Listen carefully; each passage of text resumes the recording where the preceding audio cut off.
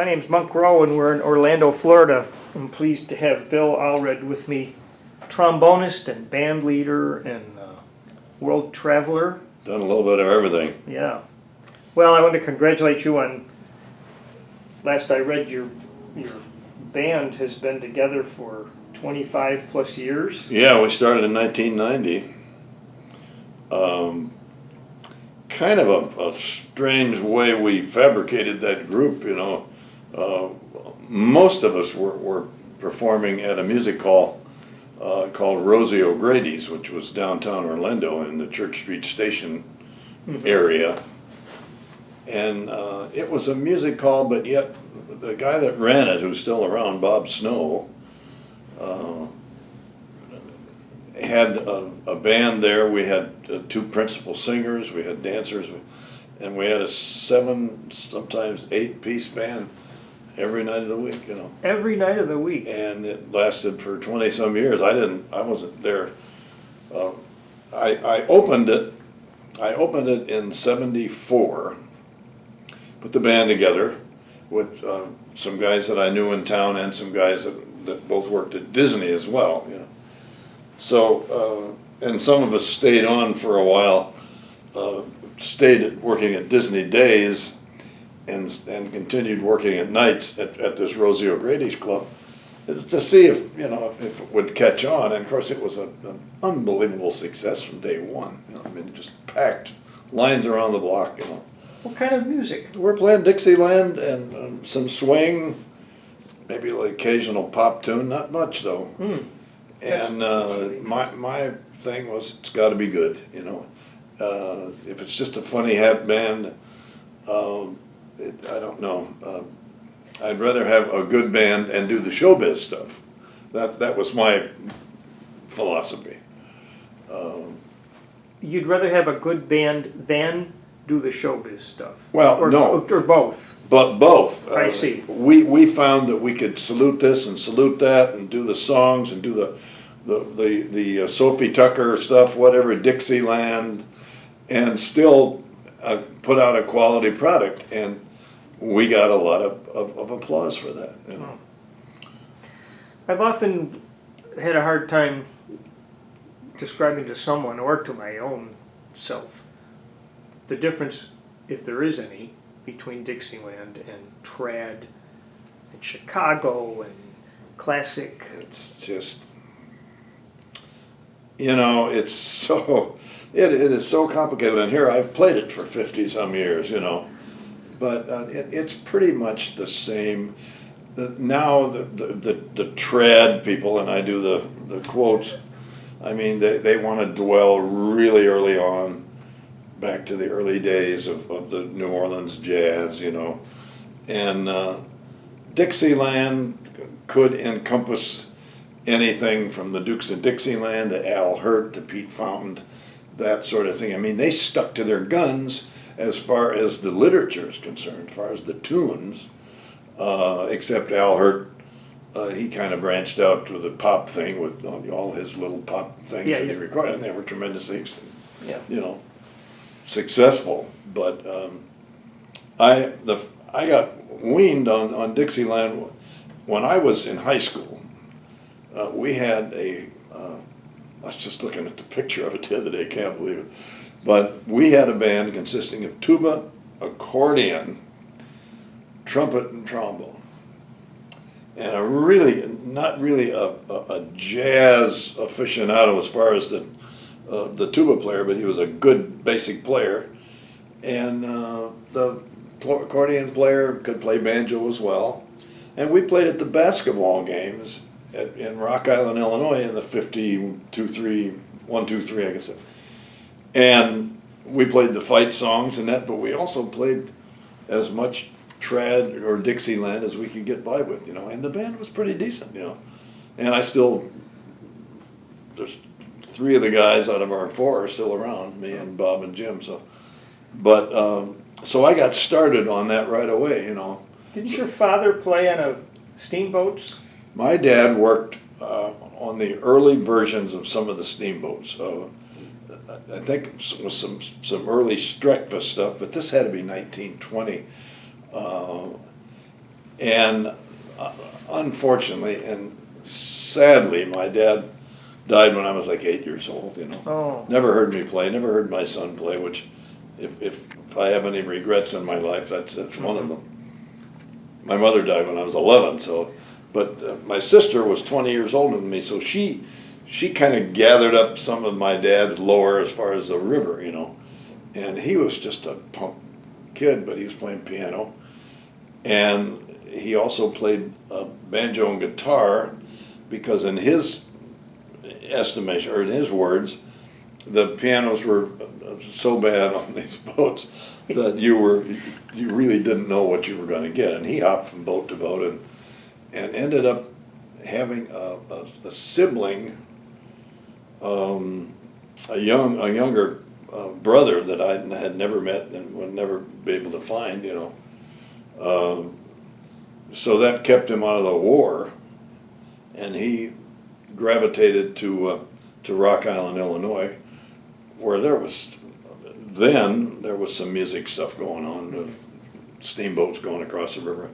So he gravitated there and met my mom, and I was born, and so on and so forth. But I never really got to work with him, or you know, that's a shame. But sad, it's in your genes. Oh, I know. You passed it on, obviously. But so it was in me, and I had a couple of uncles who would used to play. One played guitar, one played piano, and they would jam at the house once in a while. And I started out on clarinet. Really bad player. You know? Did you have a metal one? Yes, I had a metal one that came apart, which a couple of people said, "Boy, you should have saved that." Oh, you know? But anyway, I took it back to the rental place and got a trombone because I heard that Tommy Dorsey and I shared the same birthday, November 19th. The total reason for that. And I saw it in Photoplay magazine. What's it called? Photoplay. Oh, Photoplay. Okay. Yeah, it had a big thing about Tommy Dorsey. Oh my God, November 19th. So back goes the clarinet. I love that because that's the first I've heard of that. People talk about, well, why'd you go to that instrument? And well, I found it behind the couch or whatever. But that's a first that you just. But I really took to it because, I mean, I haven't even started 7th grade yet. Is when our band program started. There was no 6th grade music in 1940 something, and so I was playing. I was jamming at home, you know, which was bad for me because for me reading music came second or something I had to learn to do. You know, I recall when I left Rock Island to what I did. I had a chance to go out to Vegas a few times, and I got to know Charlie Teagarden. He was at that time he was a secretary of the union in Las Vegas, you know, but played in a lot of clubs and stuff like that. And his words to me, I'll never forget this. I said, "Man, someday I want to have my own band, you know, and play all this Dixie stuff, but maybe play it with a little more complicated, you know, do some charts and stuff like that." He said, "Well, you got to get your ass out of Rock Island, first of all." That's a quote. So, which later came to pass. And so anyway, there's all this talk about the new thing that's going to be happening in Orlando. And Charlie Teagarden knew about it. A lot of the musicians that I knew in Rock Island and Davenport, that area, said, "Boy, you know, you got to look into that." So I just clipped a coupon from the Union newspaper, and I belonged to the Union then. I sent a letter off, and he said, "Yes, if you'd like to audition, we're having auditions at the forget just which hotel it was, at Miami." So I lived in Rock Island. So I mustered up the money, and I was married then. I flew from Rock Island to Chicago to Miami, and they had an audition set up in a hotel down there, and they had two things. They had a big band set up with a couple of Disney music people from Anaheim, of course, and they had a combo room, where I excelled, I mean, I had been working on my reading purposely, and so I did okay in the big band thing. I got through that all right. But I went into the combo room, and here's the band. They had a guy from Miami who was like the heavy piano player in the Miami, a guy named Jack Keller, Keller. What a great piano player. On drums, Ray McKinley. On bass, Chubby Jackson. Oh. And I'm saying to myself, holy shit, I mean, like, wow. I mean, I played in the Navy band, you know, so I when I was in the Navy from 54 to 57 or, so I'd met a few people, but never got a chance to work with them. And so I played about an hour in the combo room. They said, do some more, you know. And they'd invite this guy in. Sunday Anderson was a big Disney entertainment guy then, and Jim Christensen ended up being the first band leader out here. And they liked what I did, and I was businessman enough to follow up with a letter saying, boy, you know, I really enjoyed that, and I said, I can see myself, you know, really fitting in. So I did get a letter back saying, we really were impressed with what you did, and our plan would be to put you in the big marching band, which we intend to break up into smaller bands, a polka band, a sax quartet, a town band, and a Dixieland band. And he said, we, of course, like what you do as far as the Dixieland. And so that's how I got on Disney. Well, Disney didn't move you or pay for your move. I mean, we had to get there, you know. So I had to sell a house and move two kids and a wife down to Orlando. Maybe this is too much Disney stuff. What did your family think about the whole thing? Mixed feelings. At the present time up in Illinois, see, I'd gotten out of the Navy, and my music background in the Navy really didn't do me a hell of a lot of good. I mean, I was jobbing around that area, which is nothing going on, dances and playing at the Elks, and, you know, all that, and a couple of clubs that were decent. But yeah, there was, and it later cost me a wife. And bless her heart, she got thrust into the entertainment business, which I don't think she was quite ready for, you know. But anyway, kids loved it. I mean, my daughter ended up working at Disney selling balloons. My son got on the music staff pretty much as soon as he could graduate from high school, you know. So that was good. And we had the 20-piece big band that we could play anything. We back to shows. We played played all the Disney stuff, all the movie music. You know, if 40-piece group, you know, or a 20-piece group, you can do that. You got 8 reeds and so that was good. Wow. The nice thing about it, we had such a wide variety of stuff that you did, you know. Well, this is really interesting. Probably more about Disney but well, anyway. No, go ahead. I wonder, you were playing music now that nowadays they're just piping in. Is that a fair statement? What's that now? Well, back in those days, you were playing live music for all these things, and I would guess that nowadays much of that music is just pre-recorded and played. Yeah, we did live concerts. Thing that I really enjoyed, we did live concerts in Town Square, set up square, you know. And the nice thing about it is Jim Christensen, the first leader who's still around,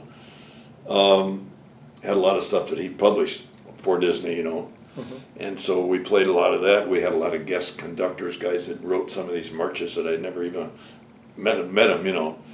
And of course Meredith Willson was here for the grand opening for Disney, you know. He was and he hung out in the band room. He loved everything, you know. I mean, what a great guy. And so that was, I mean, and here I am from Rock Island only. I hadn't met anybody, you know. And looking back, I mean, my move from Rock Island to Orlando was the best career move I could have ever made anywhere. I mean, I met everybody in the world. And the guy that put me on the map was Dean Kincaid, famous sax player, of course you know that. And they had, when Disney opened, they had on the top of the Contemporary Hotel, they had a place called the Show at the Top or something like that. And they had a 12-piece band playing for dancing, but also backing shows, and a fine place to eat. So you could go there, I mean, people from town could go there, have dinner, a nice dinner, dance a little bit, see 4 freshmen, Mel Torme, Trini Lopez, people like that, semi-names. That's not fair to say, I guess. But, God, I love the Freshmen, one of my favorite groups of all time. And but occasionally they would need a third trombone. They only had 2 in the band. So I made it known that I'd be interested, so I got an occasional call to go up there and play. Well, Dean Kincaid was the baritone sax player. And it's funny because Disney had also hired him to write some Dixieland lead sheets to some of these musicians who weren't that familiar with trad music. And Dean Kincaid said, yeah, he said, I got to get back to, one night we were having a drink or something. He said, yeah, I got to get back to my hotel. He says, they got me doing a bunch of these Dixieland 101 things. Dixieland 101. Yeah, he loved that. Yeah. But anyway, Dean Kincaid said to me, he said, man, he said, I like the way you play, and I was 32 years old, hot to trot, doing it all. Great fan of Abe Lincoln, that was my boy, And the West Coast Abraham Lincoln. I'm not familiar with him, Oh, sorry to say. What an unbelievable player. But anyway, he said, I like the way you play. He said, he says, I go to this Manassas Jazz Festival up by Washington, D.C. And he said, God, all the musicians are there. He said, I think I can get you on that, I said, well, I don't have any cred to help you. And he said, no, yeah, I can do it. So, by God, he got me on that festival. And I met Wild Bill Davison, who I later toured with, Lou McGarity, Cuddy Cutshaw, Eddie Kahn, I mean, all the guys, and I got to play with them. I mean, I was, Jesus, That pinched me, right? I can't believe this. You're alongside with those people, yeah. I know. I mean, and that's what I told Dean when he asked me. I said, well, I've never really, I played like a Mississippi Jazz Festival or something back home, but nobody there, So I got to meet these guys and a lot of Washington, D.C. players as well that I've remained friends with, for years. But I'm thinking, God dang, this is unbelievable, and it was, Lou McGarity, and I met Wallace Davenport, a black trumpeter who was pretty hot in New Orleans. They ended up doing 2 albums with him, and would go down to New Orleans and sit in with him. I couldn't sign on because he was on a small club group, but that was the biggest door that anybody had ever opened for me. Well, later on, Dean was sick, and he was in the hospital here in Orlando, and he was terminal. The word was, and I went I went up to the hospital, hat in hand. I said, Dean, man, I'm sorry you're ill. I said, but I got to tell you, I said, you put me on the map. You made it for me. He said, you would have done it by yourself. I said, no, you're wrong. I wouldn't have. I could never have gone anywhere and met the volume of people. Yeah. And I said, Jesus. And then later on, the first thing Wild Bill Davison ever said to me, he was getting ready to do a set, and they had me scheduled, with some sets, and I went up to him. I said, Wild Bill, I said, God, I've been a fan of yours forever. I love it what you do, and the Condon thing, and I said, can I do a set with you sometime? And of course, old Wild Bill, the coarse old bastard, he said, well, you want to play with me? He said, I got a set coming up. He said, get your ass up in the bandstand and let's have some fun. That's okay. So I gave it my best shot, Yeah. and later he hired me for all kinds of stuff overseas. God, it was. What do you do in that situation, or maybe later? You got on the bandstand and someone calls a tune, and everybody knows it but you. I have several albums from the Manassas Jazz Festival that I recorded, and it's me learning songs. I mean, honest to God. Oh, you're so right, because I was there, and a guy, I forget the guy's name. He led a band called the Red Onion Jazz Band, and he came up to me and said, "Hey," he said, "Allred," he said, our trombone player's late and getting in. He says, "Can you do a couple sets with us?" And I go, "Yeah." And so they're calling all these tunes, and I knew some, mostly I didn't, and boy, my ears are just like this big, and I'm giving it my best shot. Who are you listening to mostly? I started listening to one guy called Miff Mole. Was an early trombone player. I just kind of loved the stuff he did. Bill Rank, early Bix, Bix, yeah. And people like that. And then eventually, as I got a little old, especially when I got into the Navy, guys were listening to Watrous and Carl Fontana and people like. Oh, I later worked with all of them, And so that I started, but I'm proud to say that I really had the roots, I got criticized a little for maybe playing a little too modern in that genre, but you don't know what to do. I was going to ask you about that, because the list of people that you've played with, if you go from Dizzy Gillespie to Al Hirt, do you try to tailor your playing to better match with what those people are doing? I think you do. I really think you do. And thank God I had enough technical ability to be able to do that, And I guess that's not really bragging. It's just, I mean, I remember Turk Murphy. I sat in with Turk's band out in San Francisco. I love that band. There was a romance about that whole San Francisco thing that I really liked that. And I played and got done, and we were down in Turk's break room where everybody's filling up their pipes with all this magic stuff, And I never really got into that much, but Turk said, "Yeah, I like the way you play, kid." He said, "You play too damn many notes, so that was." And I said, "Boy, I got a quote out of Turk, But and it was a fault of mine, I wanted to play a good chorus, and so maybe I was doing a little too much, Wild Bill loved it. Well, the benefactor who started this project was a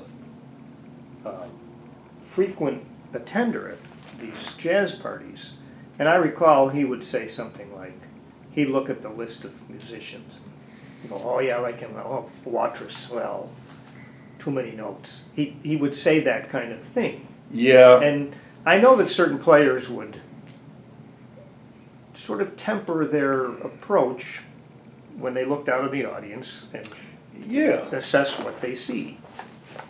And I think the ability of a player to stylize like that, I think is important. I mean, I do jazz parties now. A variety of them. There's one thing I do at the party that's like a cruise off of Lauderdale Coast, and the people that go on that thing, they want to hear the Dixieland stuff. They don't care if you get a little erratic in your choruses, but you do, by virtue of that, you kind of control your torrents of notes, But still, then you go on and it's not only the complexity of what you play, it's the tunes and the way like I'm getting ready to go to a party out in Colorado Springs that I've done quite a few times, and you got to bone up, you got to do some Latin tunes, you got to sound like you know what you're doing, and my son had the same problem, You have to stylize, but you don't want to overdo it, because then it sounds foreign, Then it sounds like, oh, what the hell's he doing, Yeah, you're playing down to people or something. Yeah, and that's not fair, Yeah, it's a really interesting phenomenon, the jazz parties. I wonder if you see are the audiences maintaining themselves? Pretty good. you know, pretty good. It's the aging audience is a problem that I don't think any of us really know quite how to deal with it, you know.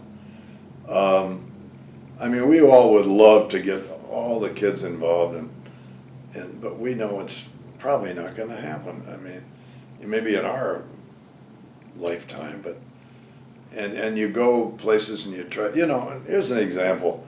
I think we played down in Vero Beach, and with my 8-piece group, you know.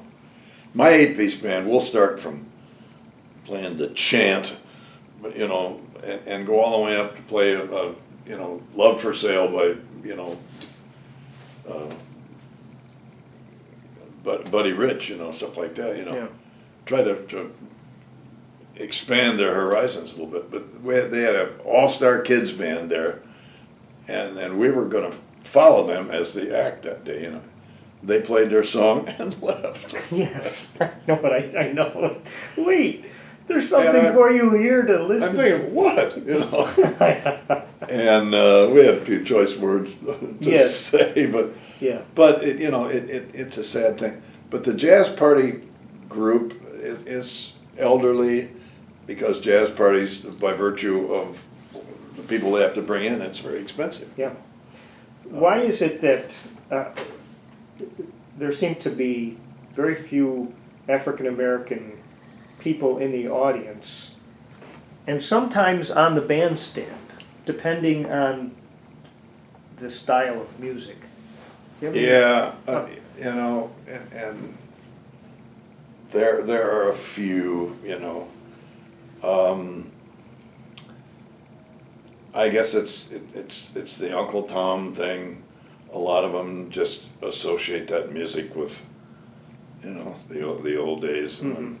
when Teddy Wilson couldn't find a hotel because he was black or something like that, you know. Yeah. And they, I don't know who's, I guess family-wise and their friend-wise, they're cultivating that. They're keeping that going faster than we're getting them to play in parties and groups, you know. I mean, I had a call, you know, in my career in Orlando, which is kind of waning. I mean, it's not what's going on. You know, I used to book some things, you know, and people would call me up and say, I need this group. The guy wanted a black Dixieland band for this party. I said, I don't have anyone.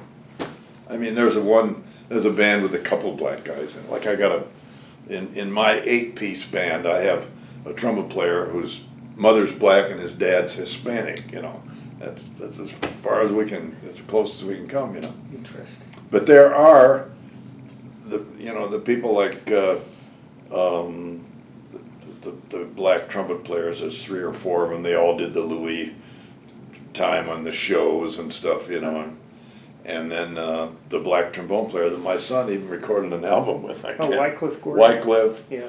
You know, and so I mean there are those, and I remember I was with Wild Bill Davison's. I mean, I never played with so many hotshot musicians in my life as the old Norway ship jazz parties with Hank and Shelley used to book the musicians. He has out of O'Neill, yeah. Yeah, Hank O'Neill out of New York, and that's Dizzy. We were playing this session with they wanted a jam session, so we had Dizzy Gillespie. And I forget he was a reed player, the tall younger guy, great player. Doc Cheatham, you know, who was better than a lot of people gave him credit for, you know. I tuned in Johnny Carson or somebody one night, and he's sitting in with a band, you know. And Dizzy was great, you know, and but it seemed like there were more black players left over from the big band era. Yeah. And I had several festival directors in Europe say, we have no drawing cards, you know, the Dizzies and the, you know. Mill Tintons, they're all gone now, yeah. So, but there are some around, but it's so difficult to get them interested. I think the schools that promote jazz, I know, I've done a couple things with UCF, you know, interfering with their band. I'm sorry. It's all right. Well, where Oh, is it's it? over there. Go Okay. ahead. I'll just pause this. Sec- I years ago I attended the International Association of Jazz Educators, big huge organization, and thousands of people come to these events. And they had a panel discussion and said, "Trad jazz is alive and well." Well, the people on the panel didn't really believe it, I think, and not only that, with all the performances during the weekend, there was no trad jazz, and I personally think it's because the music is most of the time very upbeat and happy, and thus it's not looked on as a real art form. It's too darn happy, and that's just my own personal feeling about it. I can see where now there's this other whole avenue of like the New Orleans guys, the Onward Brass Band, and this where they combine blues, rock and roll, trad, and marching around and kind of carrying the banner of New Orleans, and that's good.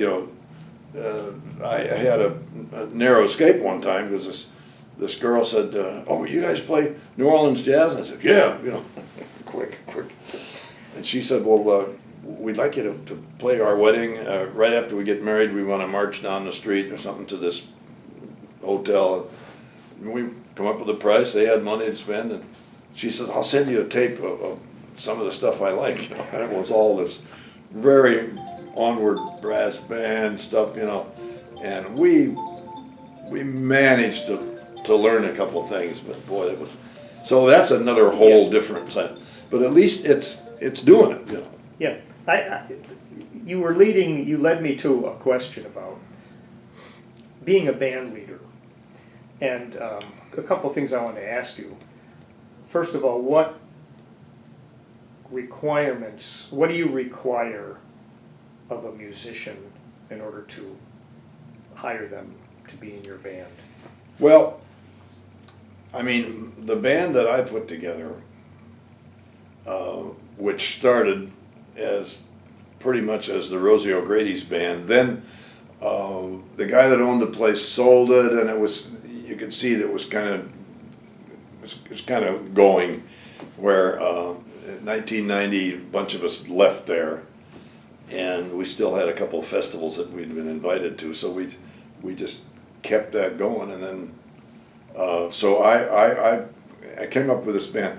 I really liked Billy Maxted, Matty Matlock, and Bob Crosby's Bobcats. They read music, but they also played jazz, So I had to get somebody that could read pretty well, not symphony, standards, but could also, improvise, and that's what we were selling, for a long time. And I got hell for it.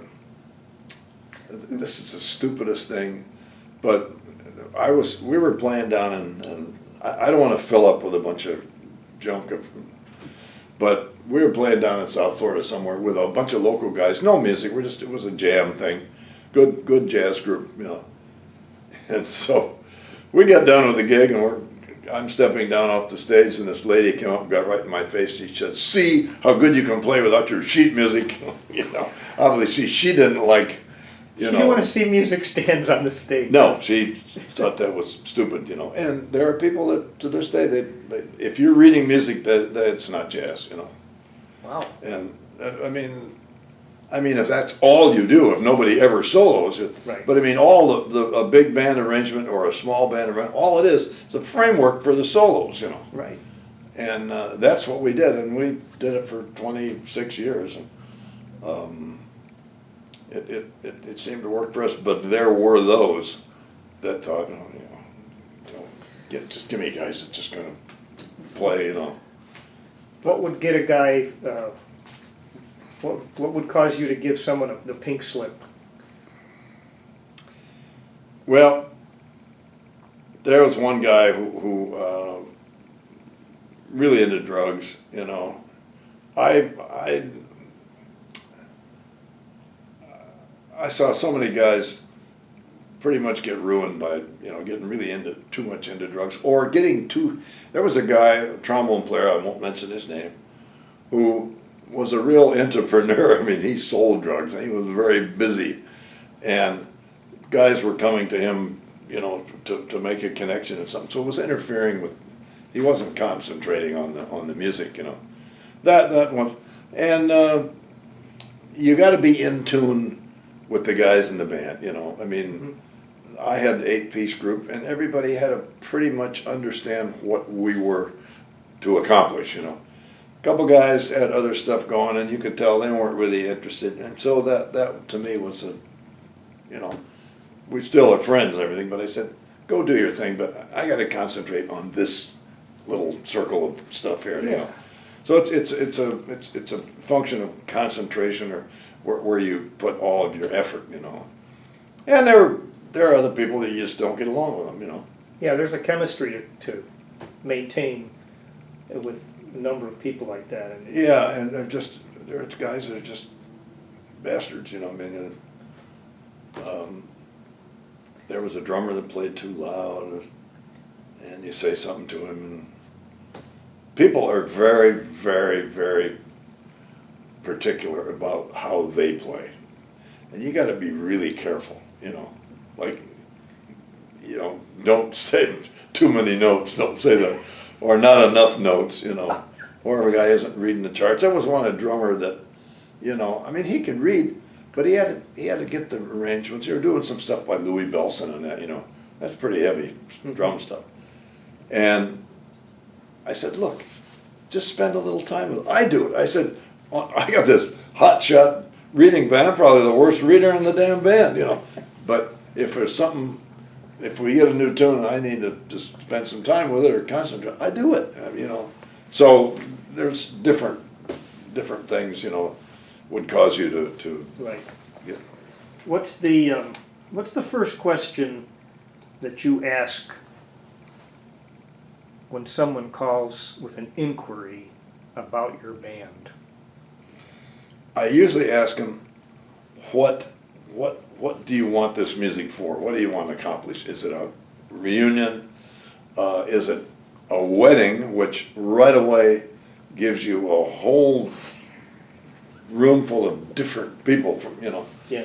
So I said, we're going to have to play some swing, we're going to have to play a little rock, you know, which we never did. We'd usually just play for the swing people, but yeah, you find out what they want, what kind of music they want, and then it naturally gravitates to how much you got to spend, or they ask you what it would charge. Yeah, that's always the tough part for me. Well, I had a thing happen, and I got to tell you this. A guy called me from Daytona, and he said, Bill Allred, I understand you have a swing band. I said, yeah, we play, you know, all the swing stuff. And he said, great. He said, my wife and I are celebrating our 25th. She wants a swing band, so give me a price for your group. You know, it was Daytona, it was a hotel. And I say, trying to be fair, because, you know, we need to, you know, reach out a little bit, you know, in some different areas. So I gave him a fair price. So about a week later, this same guy calls me, I forget his name. He said, Bill Allred, yeah. He said, I'm the guy that called about the swing band. I said, oh, yeah. He said, I want to talk to you about your price. So I'm thinking right away, oh, God, here we go, you know. Do you really need the bass player? All of the crap that, you know. And you get that. You really need the bass player. Yeah, I've gotten that question. So I said, well, he said, how many in that band? I said, there's 8 of us. He said, no. He said, I'm in a band like Lawrence Welk. He says, I want all the saxophones. He said, I want the same instrumentation. I want all the horns. He said, but I want a guy singer and a girl singer. And I got to have a guitar player. And I'm doing some metal stuff. And he gets done with all that, and I said, well, you know, I said, Johnny was his. I said, Johnny, he said, a price I gave you was for 8 guys. I said, I'm going to have to redo that, and it's going to be a lot higher. I said, what? He said, well, figure it out and let me know, because that's what I know she would love, So I'm figuring on it's getting up many thousands, Sound man, you can't have that many people. We got our sound guy. We had to bring our own sound and stuff like that, and the book, and so he calls back a couple days later, and I gave him the price, and he said, that's, and he reiterates. He said, now it's 2 singers, right? I said, I got a really good gal and a good guy from Disney, sings great, does all the crooner stuff. Well, that's great, and guitar player. I said, it's got a killer band, and I didn't stick it to him. We give everybody a fair wage, and and he said, let's do it. I couldn't believe it. Wow. And when we went over there, played great. They loved it. There were people coming in from other parties, It was a big band. And it was just amazing. He paid us and had dinner for everybody. I mean, it was just... And 5 years later, they did the same thing again. And that's the end. I lost track with it. But wow. That was the whole total thing in reverse. Usually it's, boy, that's a lot. Well, Disney's famous thing, Disney always wants to book a trio for everything, Oh. And they, it's... That's a good story. I've had occasion where I'll give the price for a trio and then I'll kick myself because the person will go, is that per man? And that's not what I meant, but I say, oh, well, yes, it is. It's a little too late to do that. Oh, yeah, and, you get some really fair people, and then, and we were lucky enough to, with my band, to find an angel. And this guy his name was Max Curzilius. Max, when he worked for DuPont, he figured out a way to effectively filter jet fuel. I don't know what he explained it to me one time. Uh-huh. But he had presence of mind at a certain point when he got a little older. He left DuPont and took his patent with him and opened up his own factory to make this, to filter jet fuel. So he became immensely rich. Oh my God. So he heard us one time, and he said, boy, I love your band. He said, if you guys ever play out here, and you ever play at Smithsonian? I said, no. He got us booked at the Smithsonian for their Friday jazz things, and got us booked all over the West Coast there, or East Coast, Baltimore, and a little place called Rock Hall where they had a jazz club. And I mean, when we started playing the jazz festival in Clearwater, we do that. We're not there this year, but I mean, for a long time we played it. And Max he went to the Clearwater people and he says, "Tell you what," he said, "you need sponsors, right?" I said, they said yes. Usually they're hunting them. He said, "Well," he said, "I'll give you $20,000," but he said half has to go to the Bill Allred band. So we got a huge raise, that lasted for 5 or 6 years, and then so we want to do something for him because he's kind of a hack drummer. I mean, not a good drummer, but he could keep time, So I called him. I said, Max, we're doing an album, and I said, would you like to play on a couple of tracks, And I'm sure he said yes. But he said, oh, I don't know. I said, Max, you'll be fine. I said, Warren, our drummer, will be right there with you. So we recorded it. He's on 2 tracks, did a good job, just kept time. That's all we wanted, Yeah. And I sent him a paycheck for recording scale for what he did, which then was like $320 or something like that, and strictly above board, And he was so thrilled. I guess his wife said he framed it, put it in his den, the check. Because I wonder why it never cleared. Yeah. So I opened the mail one day and I get a check for $12,000 from him. And I called him. I said, Max, there's got to be a mistake here. He said, no. He said, I understand you guys record these albums and make no money until you pay off the production. That's what we did, Yeah. And we were traveling enough then that we'd get things paid off quickly, you know. And he said, this will help you pay off your album. I said, yeah, about 3/4 or, and he wouldn't take it back. So, but he died on us about 7 years ago, and that was a big loss, and not being, you know, too monetarily oriented, but Yeah, sure. God, But yeah, that's an angel for sure. But anyway, he was great and Yeah. a neat guy, and his wife, she died as well a few years later. But they're out there, you know. I'm going to play, name this trombone player. Okay.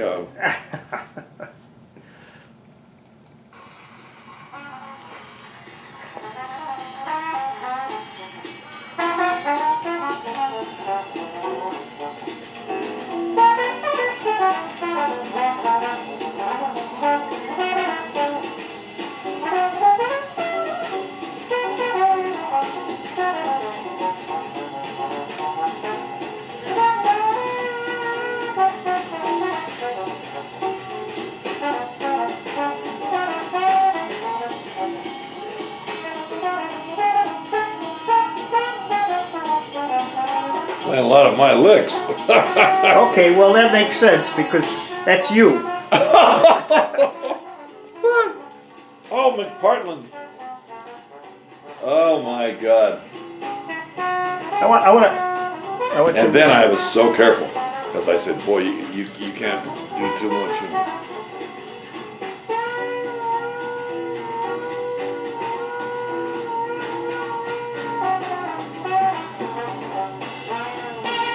I like it. Oh my God. That comes from our library. You got a great story in this album. Yeah, You got time? I do. Herman Fordich, his nickname was Dirty Shirt. It seemed like he never changed his shirt on it. But Spider Ridgway was a good drummer. I mean, he knew how to play trad. He could lay it on you and just make you play, you know, one of those drummers.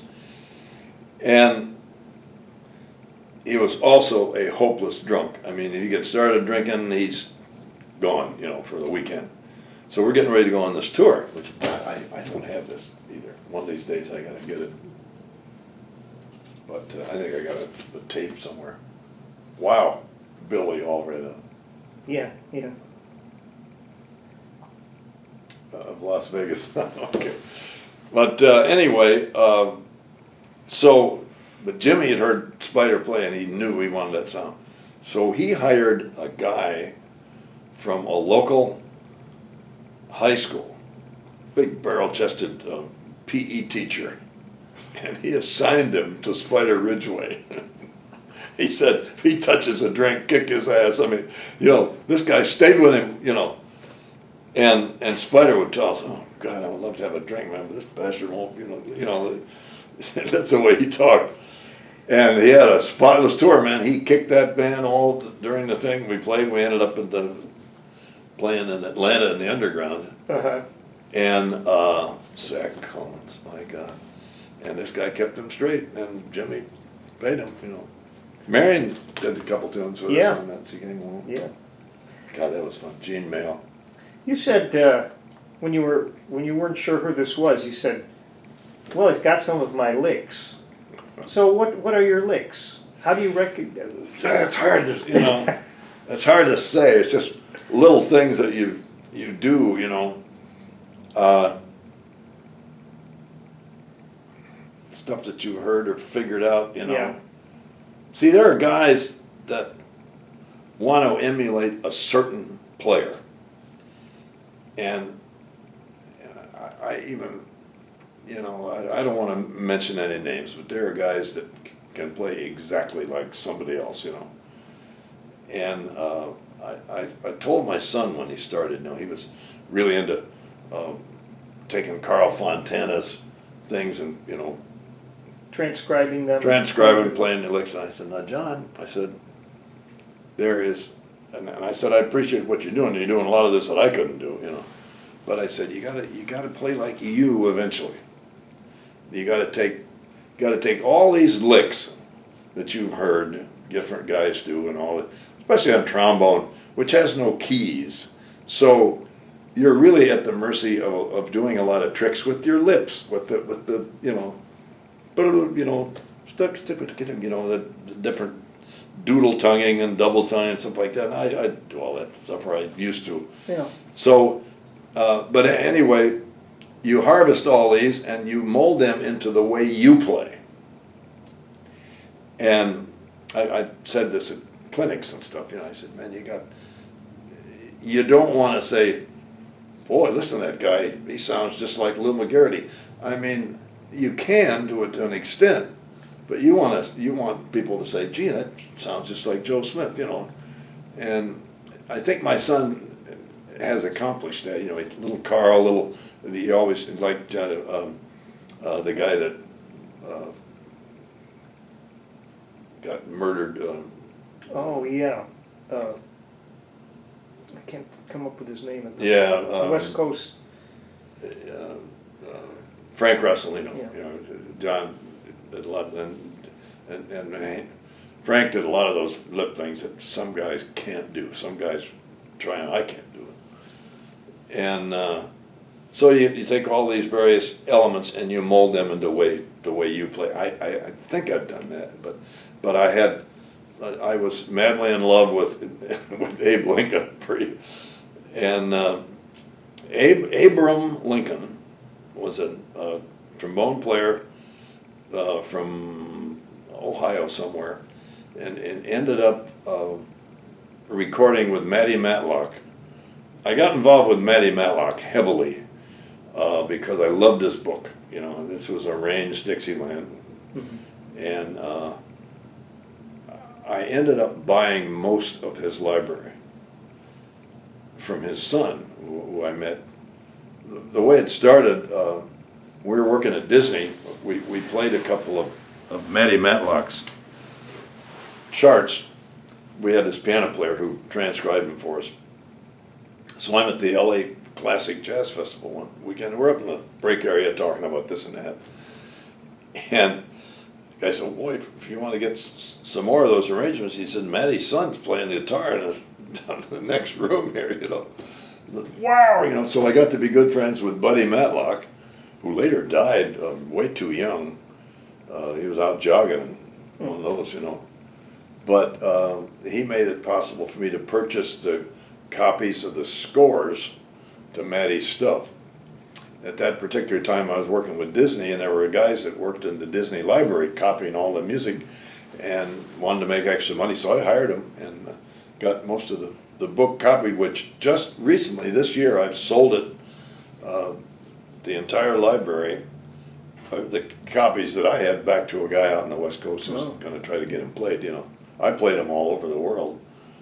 But anyway, I love what Matty did, So Abe Lincoln was his trombone player. I see. And this guy played with a fire and brimstone, and he had unbelievable high chops. I mean, gee, was, even Watrous, I saw Watrous a couple last year, and he said, we're talking about Abe Lincoln. He said, yeah, he said, Abe owned high F, man. That's all there was to it. He just owned it, And for Bill to say that. That's yeah, oh my God, yeah. Bill and I got along good. Yeah. First time I ever met him, I was scared to death. Yeah, I know what you They mean. scheduled me and him to do a tune, 2 tunes together with the rhythm section at this Colorado Springs, and the guy that booked that was famous for that, putting you on the spot, because he did that to me with Carl, with Watrous, and I never played with Rossellino, but anyway, he did that. So Watrous, he gets up in the stand, and I said, Bill, what a pleasure, man. I enjoyed your work for years, and he said, I caught you in the last set. He said, you sound good. He said, let's play some music, which is neat, Yeah. And I had to say this. I looked over and I said, I said, don't be too mean to me, man, or I'll get my kid after you. Because John, at that point, he'd been on the road with Woody. He was on his way up to, and Watrous laughed his butt off. And we were great from then on, He was. Do you guys ever, I could just picture this sort of scenario where where your son calls you up and say, "Hey, guess what I'm doing?" And we say, "Oh yeah, well, guess what I'm doing." It's sort of like one-upsmanship. It is. There's a little bit of that, Yeah. you know.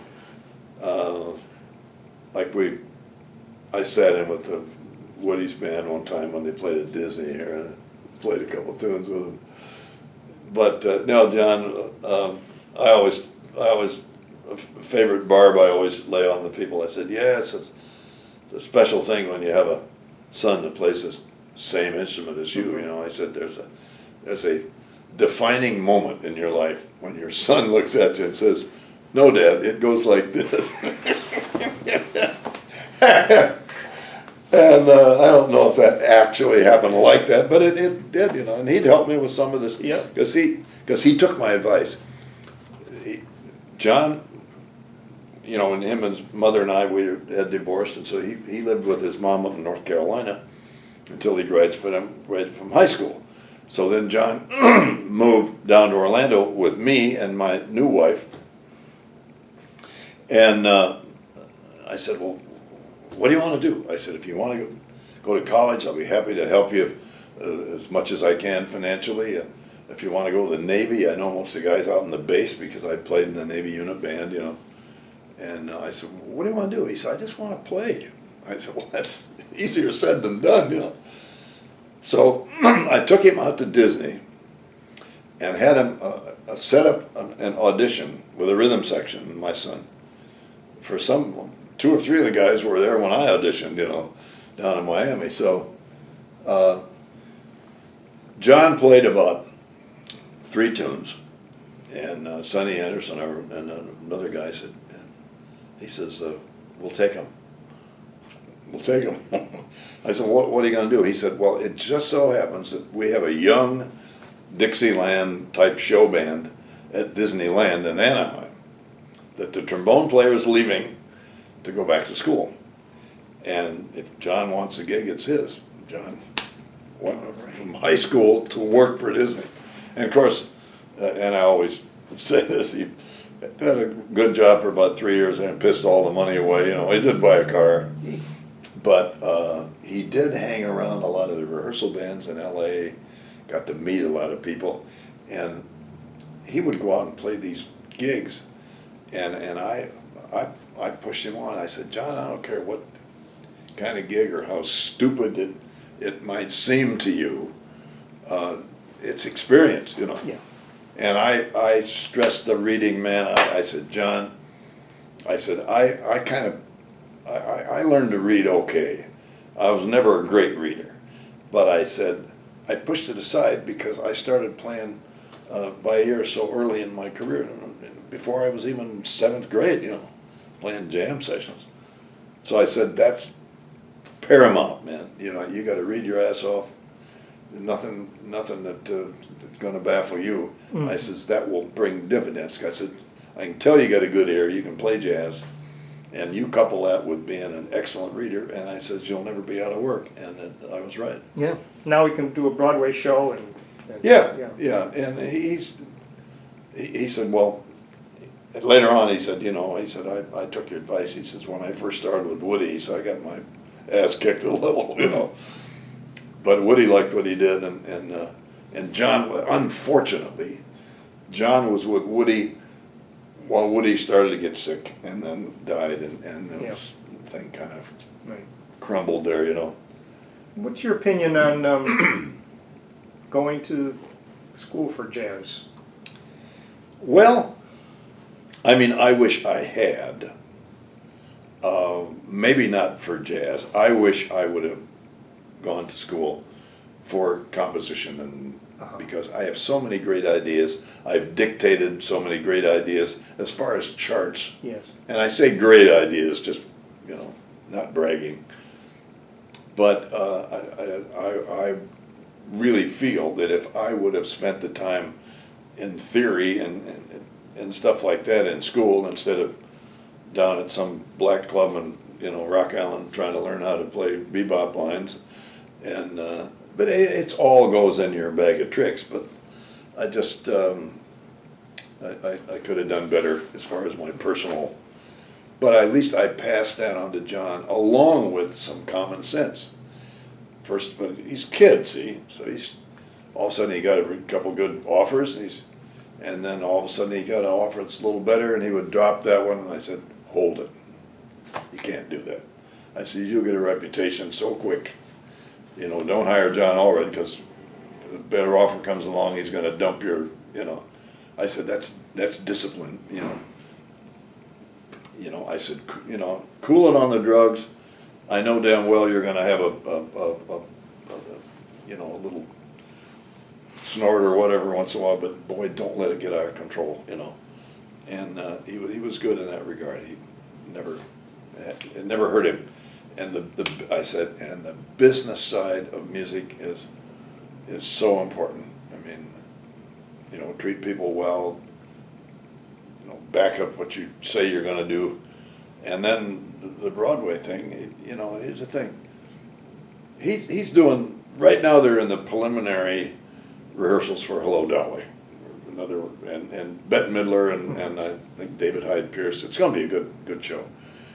And I think he's the only guy in the band's ever seen the movie and stuff like that. John does the research.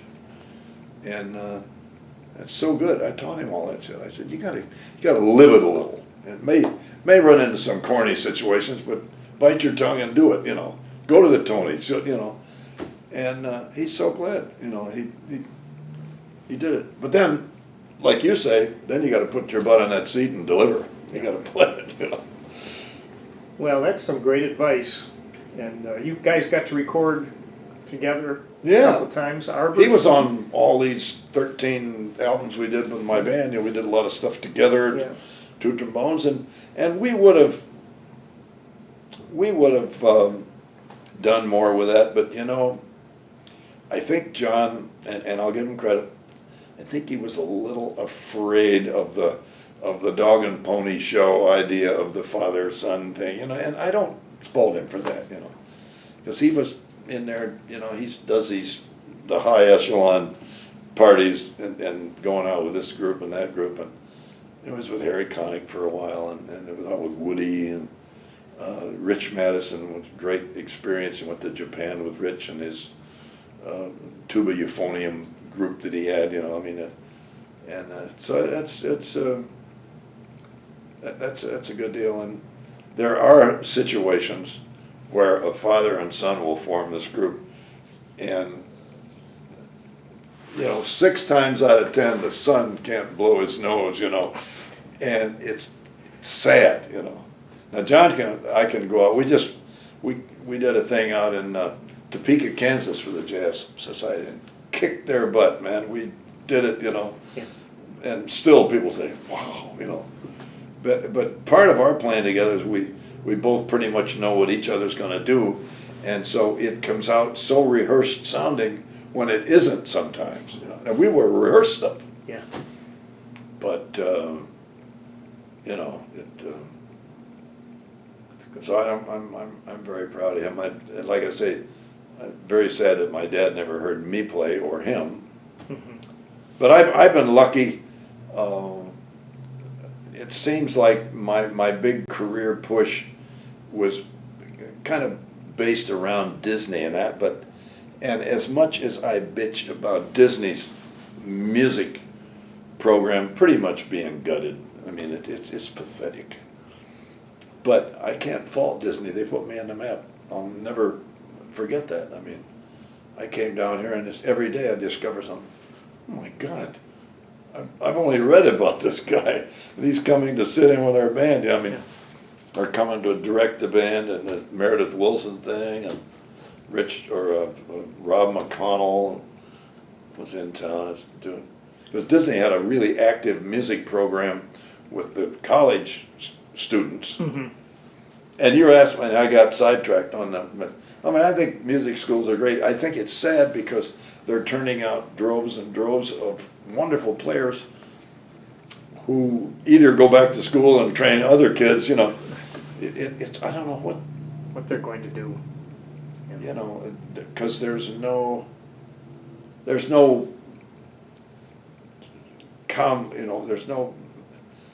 more downtown this and downtown that, you know. Like at Rosie O'Grady's, when Rosie O'Grady's was running in downtown Orlando, and when Disney was cranking with all of their bands and stuff, I mean, the musical climate in this town was unfreaking believable. I mean, and I was doing some contracting then where we did orchestral things for Ray Charles. We did a dozen shows with Ray. But you could get on the phone and come up with a band. I put together a 53-piece orchestra to back up the Moody Blues. And you could get them. They're in town. You know, 36 strings. I mean, and the first thing we'd ever did with them, they had 36 strings, and we had two percussionists and 2 bass files, and a full woodwind section, you know, with oboes and English horns and flutes, and then the Moody Blues, who were great guys, by the way, from England. We had a lot of common friends over there, and then a sweetener track with 4 or 5 things on, and then 2 or 3 more musicians who backed them up. I mean, all this network of stuff. And I'm thinking to myself, in my inexperience, and I say, this is going to suck. It's going to be the worst mess. It was unbelievably great. Wow. I mean, the conductor was good, you know. But I mean, that was my entree into doing Contract. that. And I did quite a few of those things. You know, we did a couple of Broadway show things and a lot of things for Ray, which was fun. And I played in those, you know. But over the period of years, when Disney stopped doing all their mega musical things, you know, it's too bad. I mean, Walt's idea was a lot of live music, but I think, and this is very basic, I think Disney discovered that since the entire continent of South America is going to empty on Orlando every year, you know, they got people coming out, you know, Brazil and Argentina, just it's so much. I mean, you got the whole 50 states to draw from, plus all the foreign countries, you know, that they figure they didn't need all this entertainment, and it's too bad, you know. And I saw it from a business perspective. I saw it happening because when Disney opened, this is July or October 1st, 1971, they had an autonomous entertainment division with a vice president, you know, board. I mean, boy, we could do anything and get anything, and I saw over a period of about 2 years the entertainment division completely absorbed by operations. It just disappeared. The bean counters. Yeah. And you know, the 20-piece band went down to 12, which now, and it's a good bunch of guys. I couldn't do it; it'd kill me, you know. But I mean, it's all a lot of choreography and no reeds, just all high trumpets and a lot of loud, you know. Yeah. And but that's all they have in the Magic Kingdom now. Thank God for the World Showcase in Epcot, because they have a lot of international entertainment there, which they have to have. Yeah. But I mean, there were so many musicians in the Magic Kingdom alone. You know, little bands on the street corner. If you're waiting in line, there's somebody to entertain you. You know. But Well, I've enjoyed talking to you today. It's been great fun. I hope I haven't gone too far. No, that's why I'm here, to get your story. I've been really lucky to live. I'll be 81 next November. Uh-huh. And I just, for the little music schooling that I had, I ended up in some pretty high profile places, you know. And I love it. The guys I've met and played with, gee whiz, you know. Louie Bellson was from my hometown. I got to do some things with Louie, played with Louie. And Buddy DeFranco would come in town and work with us because he knew Louie.